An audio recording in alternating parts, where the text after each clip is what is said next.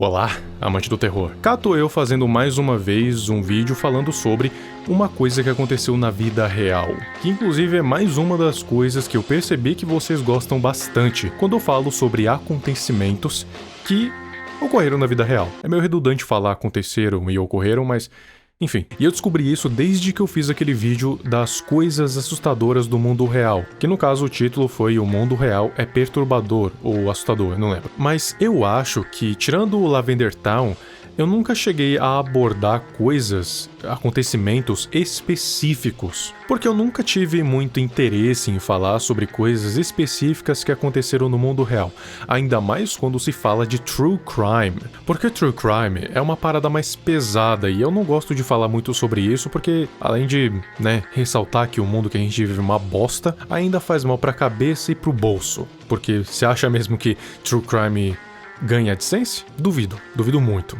Então eu nunca me interessei em falar sobre coisas do mundo real, nem só crimes. Só que há um tempo atrás me recomendaram um tema de vídeo chamado Incidente de Byford Dolphin. O nome me chamou a atenção, mas eu não tinha pesquisado muito na época. Claro que eu pesquisei um pouco para saber do que se tratava, eu vi, achei interessante e coloquei. Mas até então eu não sabia muito do o que era, se era uma coisa que realmente tinha acontecido, se era uma lenda urbana. No fim, realmente aconteceu. E foi um dos eventos marítimos, uma das mortes marítimas mais bizarras da história. E eu vou contar aqui agora pra vocês. O canal acabou de chegar em 700 mil inscritos, e é lógico que eu só tenho a agradecer a vocês. E se você não tiver inscrito, por favor, considere se inscrever pra gente chegar a 1 milhão até o fim de 2025. Também, se quiser dar um apoio maior pro canal, compre as camisetas na loja, olha só. Essa aqui, por exemplo, é a Revolta. Também tem outras, como a Máscara da Erudição e o Sol Frenético. São camisetas maravilhindas que você não vai se arrepender de comprar. Seja não apenas um amante do terror, mas também um amante do terror muito estiloso. E é isso, vamos pro vídeo.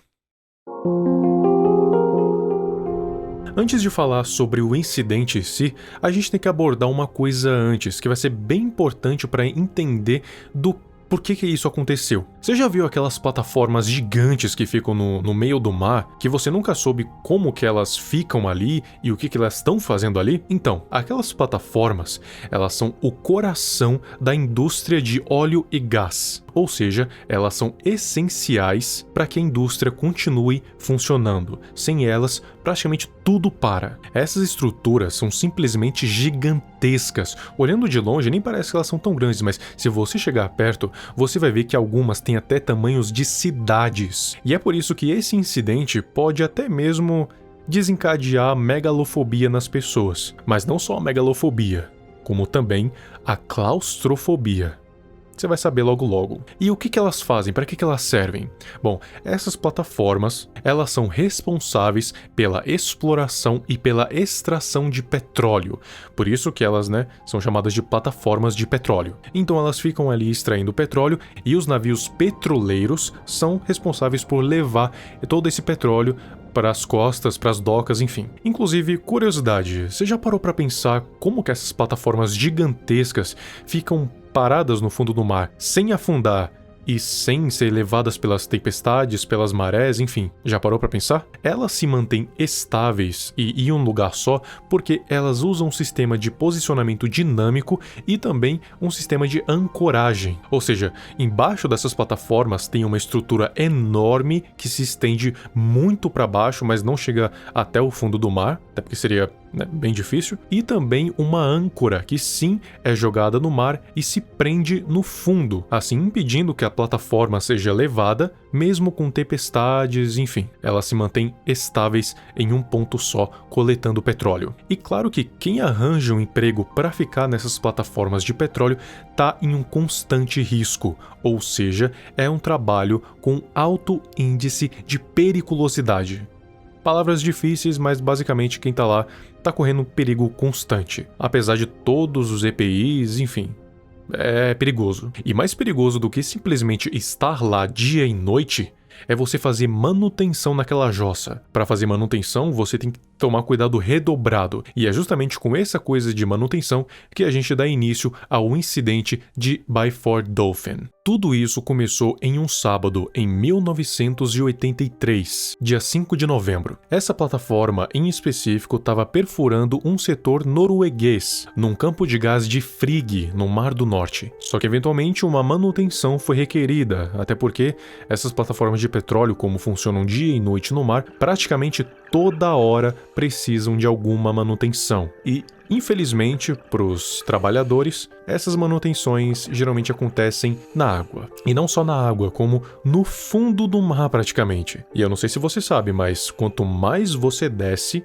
mais a pressão da água te esmaga. E bom, para essa manutenção foram requeridos 4 mergulhadores: Roy P. Lucas, Edwin Coward, Truls Hellevik e Bjorn Giaver Bergesen, junto de mais 2 auxiliares, Martin Saunders e William Cramond. Essas 6 pessoas seriam responsáveis pela manutenção de uma área específica lá da plataforma que ficava exatamente nas profundezas, justo no lugar que ninguém quer ir. Eles teriam que descer algo em torno de 90 metros para baixo, algo que só era possível graças ao sino de mergulho. Para quem não sabe o que é um sino de mergulho, é basicamente uma câmara fechada que é suspensa por um cabo. Ele é chamado de sino porque é fechado em cima e aberto embaixo. O fato dele ser fechado em cima e aberto embaixo faz com que a pressão da água mantenha o ar lá dentro, assim permitindo que os mergulhadores cheguem em profundidades ainda maiores. Geralmente, quando os mergulhadores precisam fazer missões assim, eles passam cerca de 28 dias lá. E acredite, você não iria querer estar na pele desses caras, porque o ambiente dentro da câmara é muito fechado, claustrofóbico e úmido. Tá aí a parte da claustrofobia que eu falei pra você. As condições de trabalho são horríveis, péssimas. Você tem 18 horas de trabalho árduo, com muita pressão atmosférica e só 3 horas de sono, trabalhando em um perigo constante. E não era coisa tipo, eles vão pra casa e voltam depois, não. Porque é muito trabalho você tirar alguém das profundezas de uma vez. Então eles tinham que dormir lá embaixo. Sim, eles dormiam nas câmaras mesmo por mais ou menos um mês. Então assim, eles tinham que ganhar bem, porque nem todo mundo estava apto e nem todo mundo era capacitado, ou seja, encontrar profissionais que fizessem esse tipo de manutenção era raro e muito difícil. Só que o que era para ser um trabalho normal como qualquer outro acabou virando um puro pesadelo. E se você estava questionando as condições de trabalho desses caras até agora, você vai simplesmente se surpreender agora. O sino, ele é conectado em 2 câmaras pressurizadas, a câmara 1 e a câmara 2, e também a uma cápsula de escape e a um tronco. O sino fica conectado nesse tronco enquanto os auxiliares controlam do lado de fora. Então tem todo um mecanismo para não dar merda. E para que serve todo esse mecanismo? Simplesmente uma palavra: pressão. A pressão é simplesmente o pior inimigo de todo mergulhador e todo ser que viva na superfície. Imagina que aqui, onde a gente está, tem a pressão de 1 atmosfera. E à medida que você vai descendo, essas atmosferas vão aumentando. Então a cada 10 metros se aumenta 1 atmosfera. E na profundidade que eles estavam, eles tinham uma pressão de 9 atmosferas neles, o que seria equivalente a 67 quilos por metro quadrado. Para você ter noção, nessa pressão, se você fosse simplesmente colocado lá, teleportado lá, você seria esmagado que nem um pedaço de papel. Não teria tempo nem de pensar direito. Aquela pressão te esmaga de um jeito inimaginável. Mas vamos supor que você não foi teleportado para lá de uma vez só, e sim você vai descendo. Na medida em que a pressão aumenta, a concentração de nitrogênio e hélio aumenta, e essa concentração se dissolve na corrente sanguínea, e a quantidade de nitrogênio e hélio é proporcional à pressão que você está recebendo naquele momento. Por isso, enquanto aqueles caras estão dentro da câmara, eles estão respirando uma concentração de hélio e oxigênio, que é apelidado de Heliox. E por estarem respirando altas concentrações disso, quando eles precisam subir de volta, eles de jeito nenhum podem subir de uma vez. Se por acaso isso acontecer de você sair de uma pressão de 9 atmosferas para 1, o que pode acontecer é o seu corpo simplesmente explodir. Mas vamos detalhar mais um pouco isso. O nitrogênio presente no seu sangue entra em ebulição, ou seja, ele vaporiza. Assim ele faz o seu sangue literalmente ferver, e ele então vai formando bolhas no seu corpo, assim causando tonturas, náusea, dores nas articulações, paralisia ou até mesmo a morte. Por isso, os profissionais que são responsáveis pela realização da despressurização devem seguir 5 passos, que são simples, mas complexos. Primeiro, fechar a porta do sino de mergulho, que estava ligada na câmara pressurizada. 2. Aumentar a pressão do sino de mergulho para selar a abertura. 3. Fechar a porta da câmara pressurizada. 4. Despressurizar o corredor que ligava a câmara do sino. E 5. Desconectar o sino de mergulho do sistema de câmaras pressurizadas. Como disse, é simples, mas um erro pode ser fatal. E digamos que esse erro aconteceu no passo 3, onde o Cramond simplesmente abriu a porta de uma vez, e antes de ser autorizado.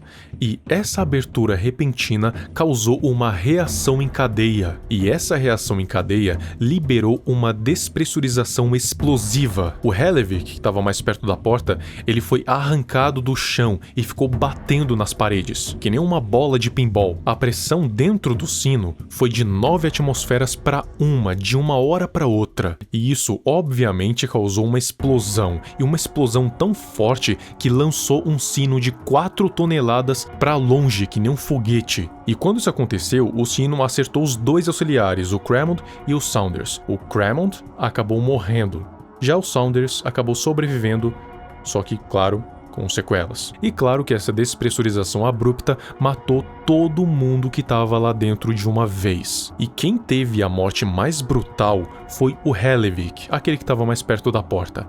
Por quê? Porque quando o Cramond abriu a porta, ela abriu só um pouquinho.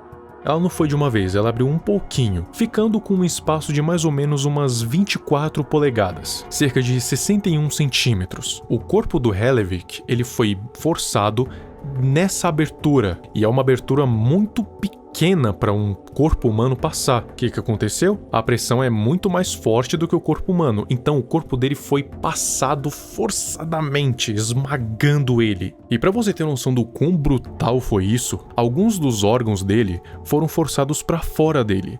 Pela boca? Não. Pela parte de baixo, se é que você me entende, pela sua abertura. Não foram todos, alguns como o coração, os pulmões e tal, continuaram lá. Já os outros que estavam lá nas outras câmaras, o sangue deles ferveu, e esse incidente ficou marcado como um dos mais bizarros da história marítima. Olha, eu vou te falar a verdade. Eu tô gostando de fazer vídeos abordando coisas do mundo real que não sejam true crime. Eu não achei que isso era possível, mas, assim, até que tá dando certo. Seja incidentes bizarros, lugares bizarros, casos bizarros, tudo isso chama atenção de certa forma. Eu já fiz até aquele da exploração urbana, que lugares abandonados são assustadores. E agora do Byford Dolphin Incident, que foi um caso de morte bizarro. Se você quiser que eu traga mais vídeos como esse, diz aqui nos comentários. Muito obrigado ao Sultan, a Angela, ao Dance Star OFC e ao Hymax por terem se tornado abençoados. Se você quiser dar um apoio maior para o canal, assine o membro Bênção do Emissário VQ ou Bênção de Niar Latotep. Os benefícios são aparecer no fim de todos os vídeos ou então receber prioridade de respostas nos comentários. Muito obrigado e até o próximo vídeo.